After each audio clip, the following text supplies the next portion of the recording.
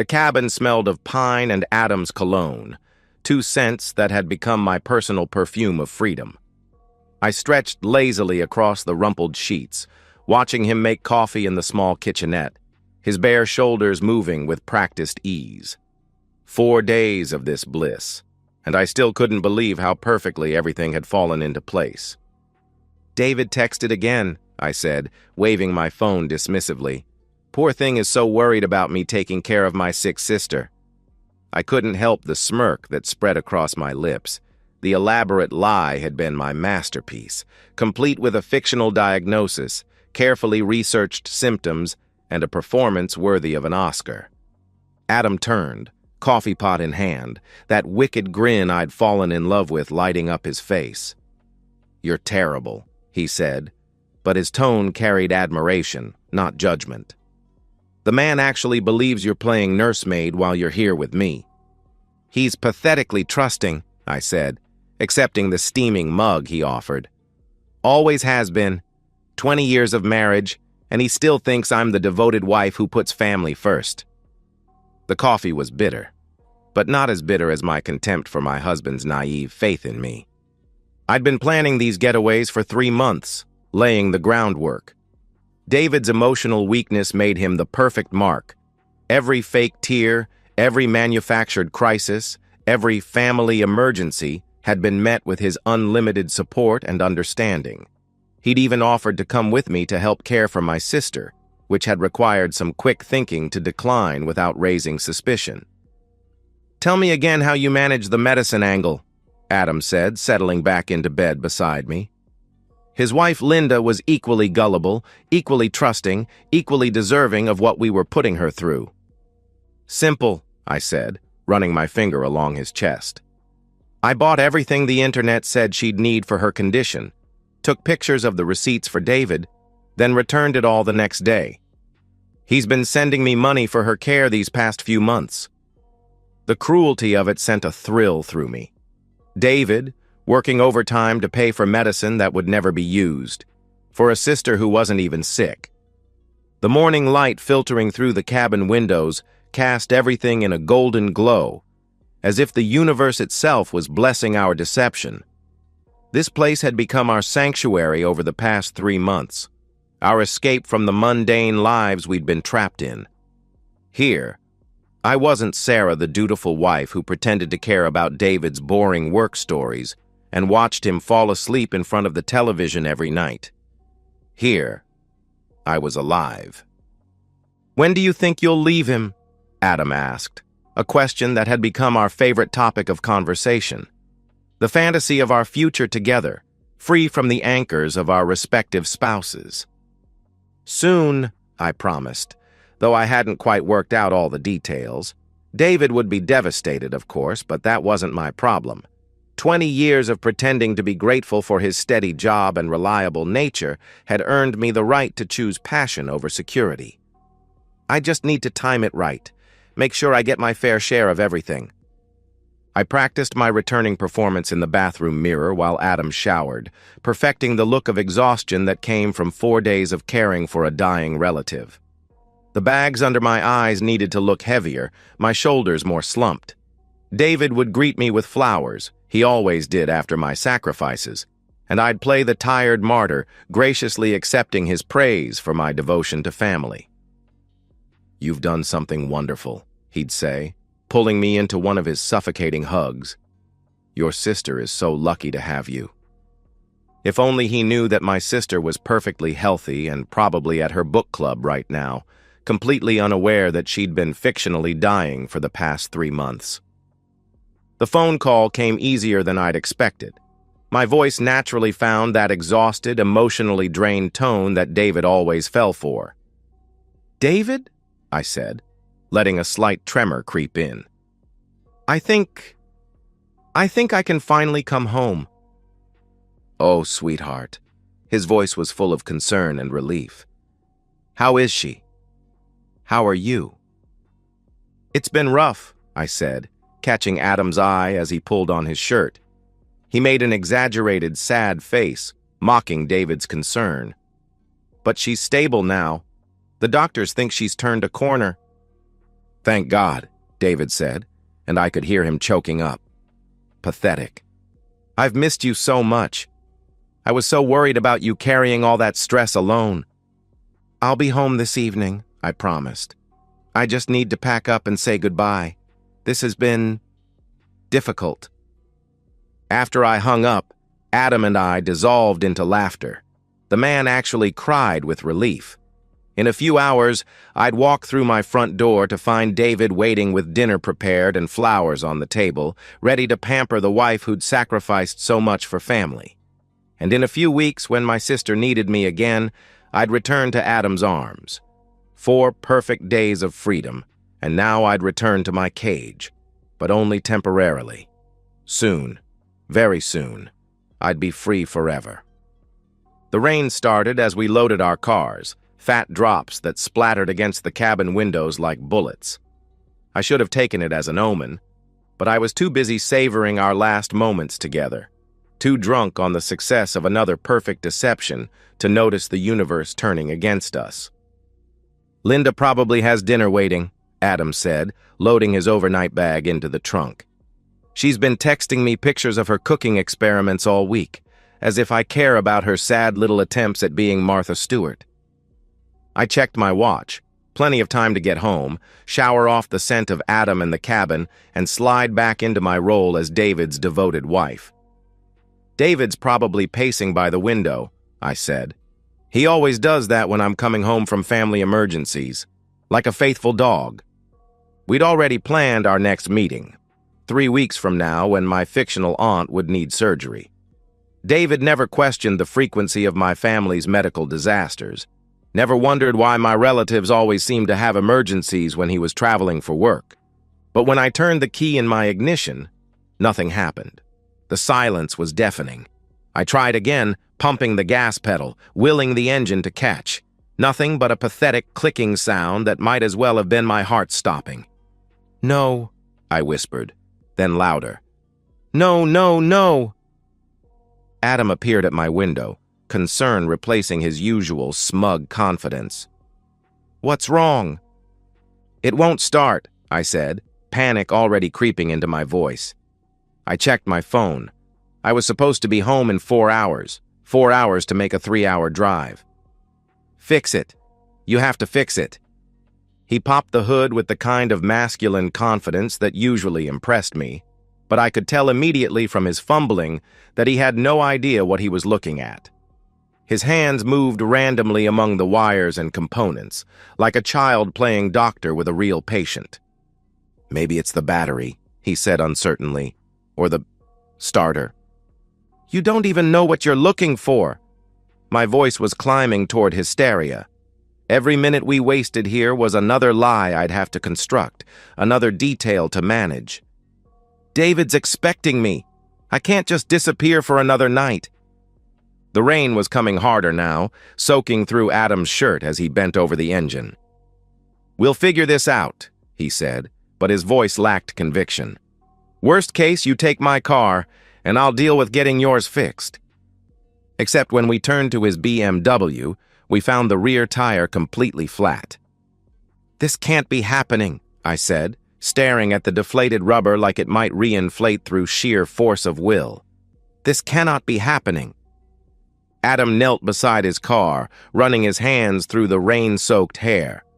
"The spare," he said. "I'll change the tire." But when he opened the trunk, we discovered that his spare tire was flat too. Worse, the jack and lug wrench were missing. "Who doesn't carry emergency tools?" I screamed at him, not caring that the rain was plastering my hair to my skull or that my expensive sweater was becoming see-through. "The dealership must have forgotten to put them back after the last service," he said weakly. "Linda usually handles all that maintenance stuff." Linda. His wife, whom he mocked constantly, but who apparently managed the practical aspects of his life that he was too important to handle himself. I wanted to hit him. Standing in the pouring rain beside 2 useless cars, I felt my carefully constructed world beginning to crack. This was supposed to be simple. 4 days of passion, followed by a seamless return to my cover life. Instead, I was stranded in the middle of nowhere with a man who couldn't even change a tire. "We have to walk," I said finally. "Back to town. Find help." The walk was 3 miles of hell. My designer shoes, chosen to look appropriately worn for my performance as the exhausted caregiver, were never meant for hiking through mud and puddles. My phone died somewhere around the 2nd mile, its screen going black just as I was trying to calculate how many more lives this delay would cost me. The trucker who finally stopped was a godsend wrapped in flannel and kindness. His name was Bill, and he assumed we were a married couple who'd broken down in the storm. He clucked sympathetically about the weather and shared stories about his own wife while his CB radio crackled with traffic reports. "Y'all look like drowned rats," he said cheerfully. "Don't worry, I'll get you to town." These things happen to the best of us. If only he knew he was helping 2 of the worst.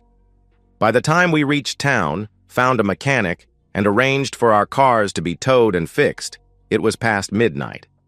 I'd missed my arrival time by 8 hours. 8 hours that David would want accounted for. 8 hours that would require explanations I hadn't prepared. Sitting in the mechanic's waiting room, still damp and shivering, I tried to construct a story that would explain the delay. A medical emergency at the hospital. Car trouble in the rain. Getting lost in an unfamiliar area. Each lie felt thin, transparent, inadequate. Adam sat beside me, no longer the confident man who'd mocked our spouses that morning. He looked as desperate and frightened as I felt. Our perfect crime had become a disaster, and we both knew it. "What are you going to tell Linda?"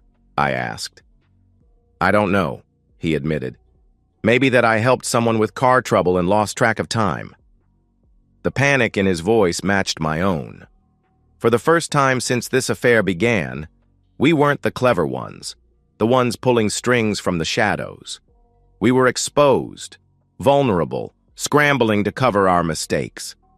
When I finally called David at 2 in the morning, my voice shaking from exhaustion and fear, I knew I sounded different. Not like a tired caregiver, but like someone whose world was falling apart. "Sarah? My God, where are you? I've been calling and calling." "I'm sorry," I said, and for the first time in months, I actually meant it. The for sale sign stabbed into my front lawn like a gravestone marking the death of everything I thought I knew. The red letters seemed to glow in the afternoon sun, announcing to the entire neighborhood that the life I'd taken for granted was over. My hands shook as I parked in the driveway of what was apparently no longer my home. The house looked the same from the outside, same pristine landscaping I'd spent years perfecting, same white shutters I'd insisted David repaint last summer. But something felt fundamentally wrong, as if I were looking at a movie set instead of my real life. The silence inside was the first thing that hit me. Not just quiet, silence.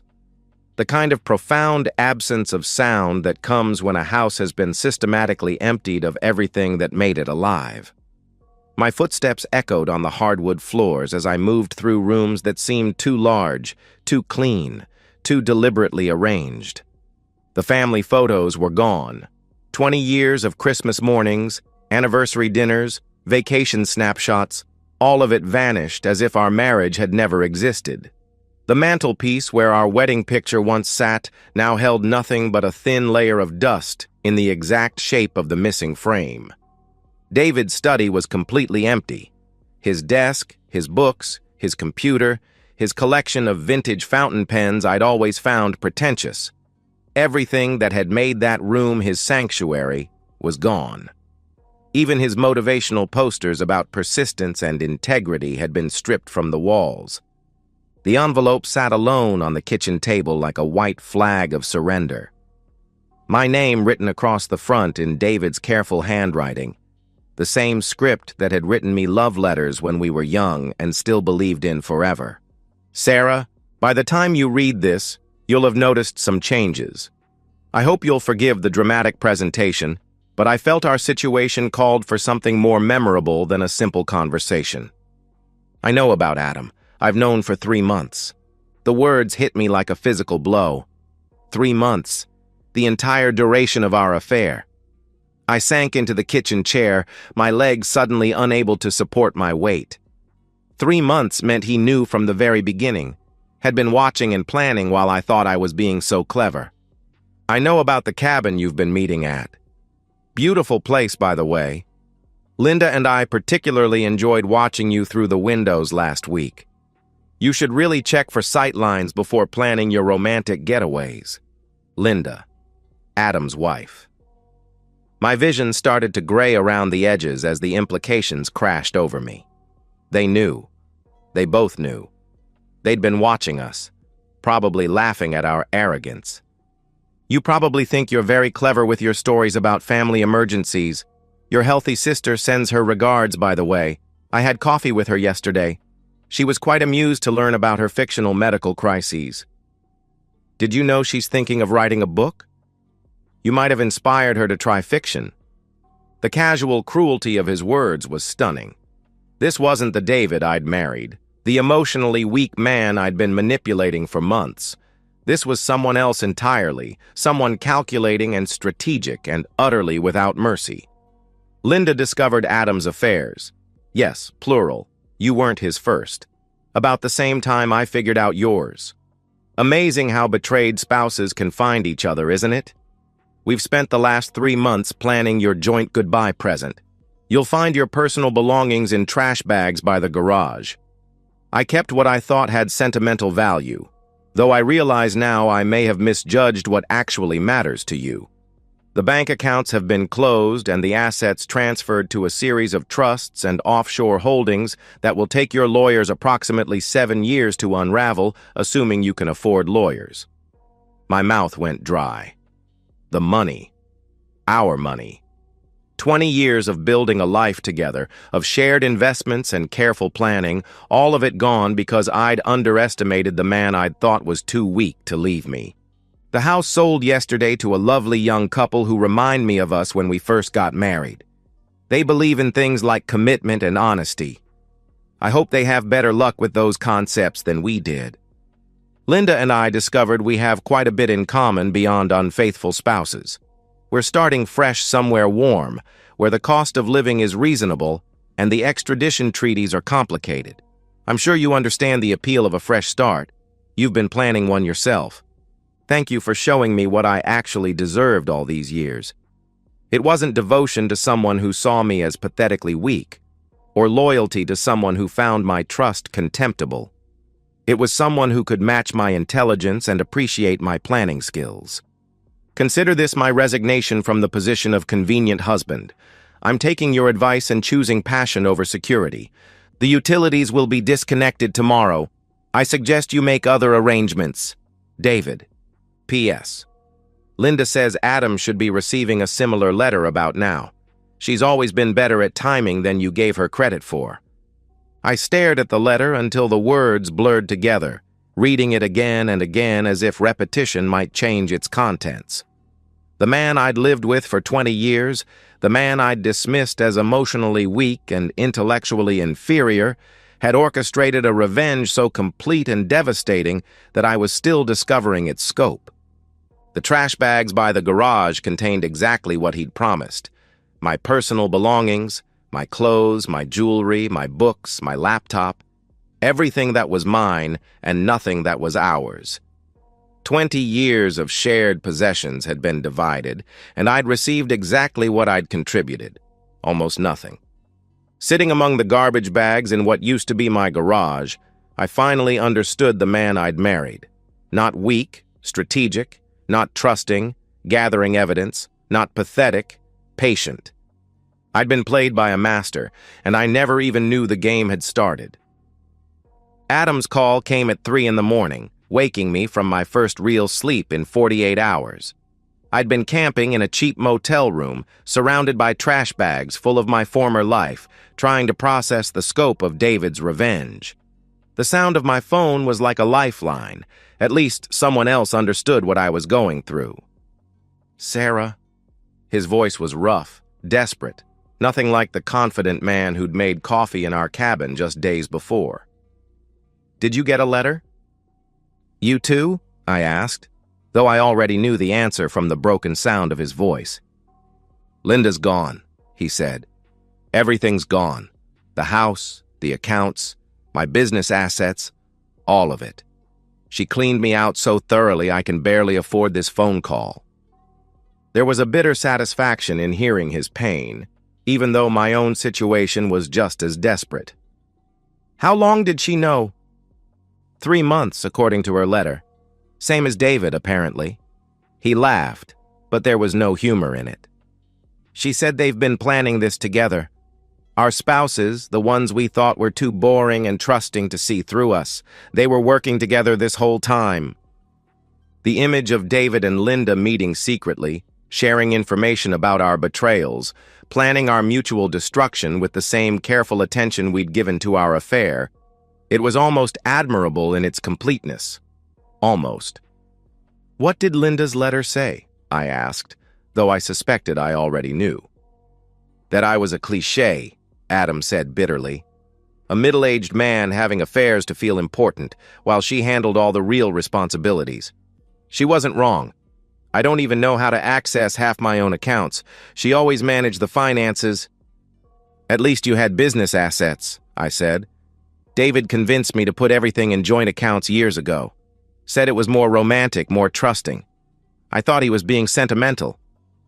We underestimated them, Adam said, and I could hear him pacing.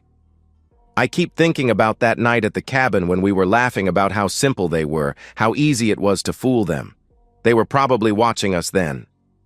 The thought made my skin crawl. Every intimate moment, every cruel joke about our spouses, every plan we'd made for our future together, all of it performed for an audience of the people we'd been betraying. We'd been specimens in a terrarium, thinking we were predators when we were actually prey. This is your fault, Adam said suddenly, his tone shifting to accusation. If you hadn't insisted on staying at the cabin an extra day this time, if you'd left when you were supposed to, we never would have been caught in that storm. David wouldn't have gotten suspicious about the delay. My fault? I felt my own anger flaring. You're the one who couldn't fix a car or change a tire. You're the one whose emergency equipment was missing because your wife had to handle everything practical in your life. At least I was planning to leave Linda, he shot back. You were just playing house, keeping David around for security while you had your fun. You never intended to actually leave him, did you? The accusation hit too close to home. The truth was, I'd been comfortable with the arrangement. Adam for excitement, David for stability. I'd had no real timeline for leaving my marriage because I'd been getting everything I wanted from both relationships. You don't get to judge me, I said. You were married for 15 years and this wasn't your first affair. Linda's letter said affairs, plural. At least I was only cheating with one person. That you know of, Adam said cruelly. Maybe David wasn't the only one watching. Maybe you weren't as special as you thought.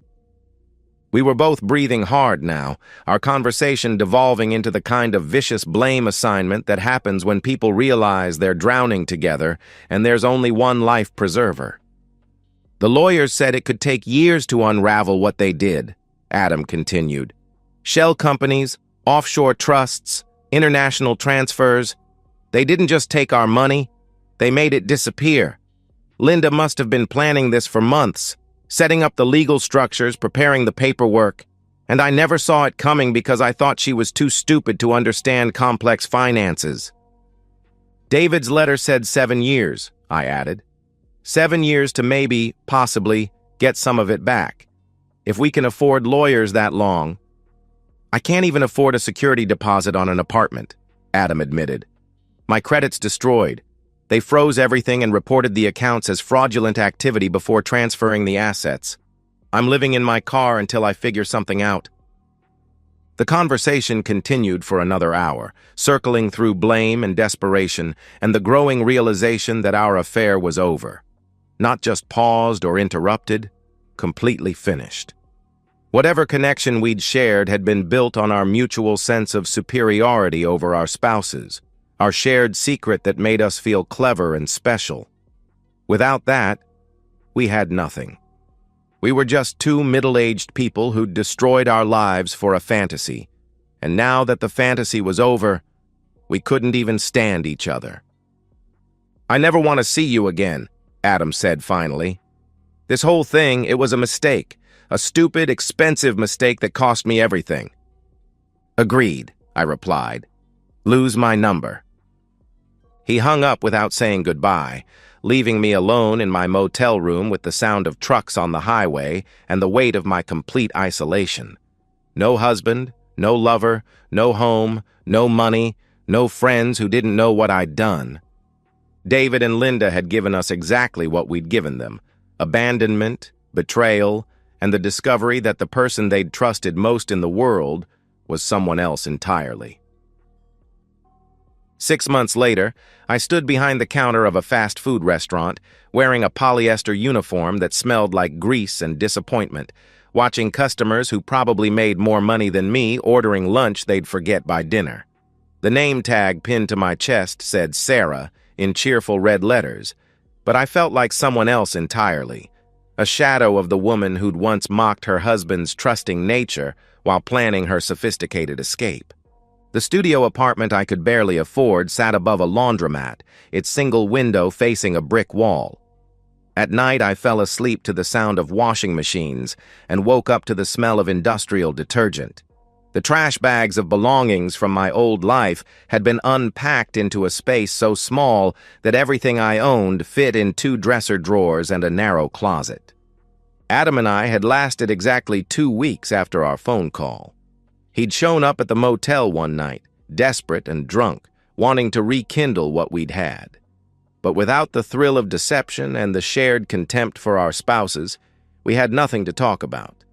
Our last fight had been about money, specifically his assumption that I had access to resources I didn't possess. He'd called me selfish for not helping him, and I'd called him pathetic for expecting me to. We'd parted with the kind of mutual hatred usually reserved for divorced couples fighting over child support. It was the postcard that finally broke me. It arrived on a Tuesday, mixed in with bills I couldn't pay and credit card offers I didn't qualify for.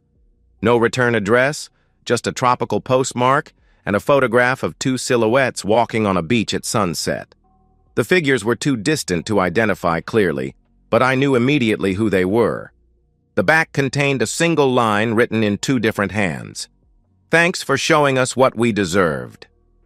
David's careful script and Linda's flowing cursive, intertwined like their lives had become. The same message, shared responsibility, unified purpose. They'd found each other in our betrayal and built something real from the ruins of our deception. I held the postcard for a long time, studying the image of 2 people walking together toward a horizon I'd never see. Somewhere warm and distant, the people I'd dismissed as boring and simple were living the life I'd thought I deserved. They had love, security, freedom, and each other. They had everything I'd wanted and thrown away. The worst part wasn't the poverty or the loneliness or the humiliation. The worst part was the growing realization that David had been right about what I deserved. Not the comfortable life I'd taken for granted. Not the passionate affair I'd thought would set me free. But exactly this.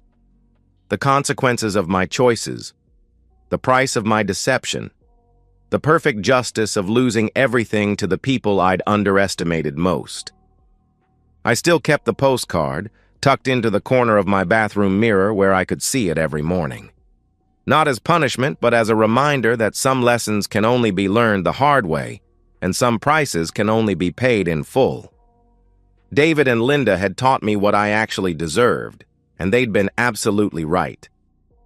And so, we've reached the end of today's story. Was it what you expected, or did it take a twist you didn't see coming? I'm curious to hear your thoughts. Share them in the comments below, and let's get a conversation going. If this story kept you hooked, make sure to hit that like button. And if you're new here or just haven't subscribed yet, now's the perfect time to join our community. I bring you fresh, captivating stories every day, so click that subscribe button and turn on notifications so you never miss out. Thanks for watching, and I'll see you in the next one.